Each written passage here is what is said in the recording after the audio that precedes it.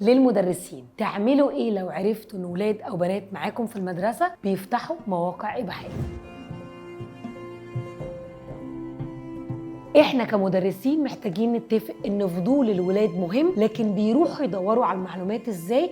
ده واحده من الحاجات اللي احنا مطالبين ان احنا نسوبرفايز عليه. يعني لو فرضنا ان الولاد او البنات فتحت مواقع اباحيه في المدرسه، اتصرف ازاي؟ السن الصغير عنده اسئله عامه قوي، زي الفرق ما بين الولد والبنت، او البيبي بيجي منين، وده اللي احنا عملناه في سلسله الثقافه الجنسيه.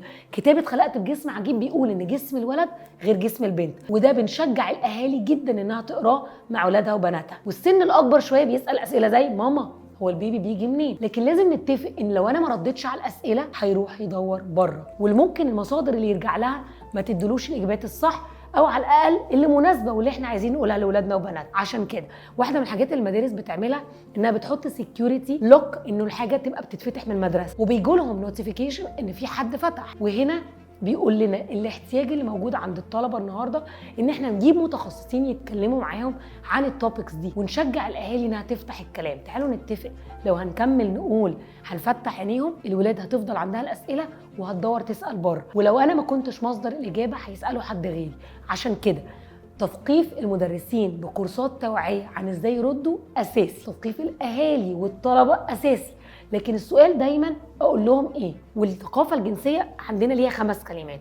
ربنا خلق الراجل عنده حاجه زي البذره، والست عندها حاجه زي التربه، لما بيتجوزوا ممكن يجيبوا عيال. عشان بمنتهى البساطه بنقول البيبي بيجي منين؟ طب هي الفلفلايه بتيجي منين؟ مش من السوبر ماركت ولا من عرف، ولا ان صاحب بابا دكتور وعنده ولاد، لكن بتيجي لما ممكن الناس تتجوز وممكن تجيب ولاد. لما بقول له سؤالك صح بس ممكن اساعدك بالاجابات، وخلينا نسال ماما او نسال بابا ويردوا الاجابات المظبوطه، بنقلل ان الاجابات الغلط توصل لهم. بس عمري ما هعرف اموت الفضول، لان الفضول دايما موجود، واحنا مش مضايقنا الفضول، مضايقنا المصادر الغلط او المعلومه بتوصل ازاي. ولما بنتكلم عن الميديا الاباحيه بنقولها بمنتهى الصراحه، الميديا الاباحيه بتصور مشاهد لناس مش لابسه هدومها، وده عكس اللي احنا بنعلمه، ان لازم جسمنا يكون متغطي لان عندي مناطق خاصه ليها احترام خاص. لكن سؤالك صح، اجابتك مش هتلاقيها في الميديا الاباحيه. ولو احنا كمدارس مش بنتكلم في المواضيع دي من متخصصين عارفين بيقولوا ايه، احنا فقدنا ان الولاد ترجع لنا تسال، لان الولاد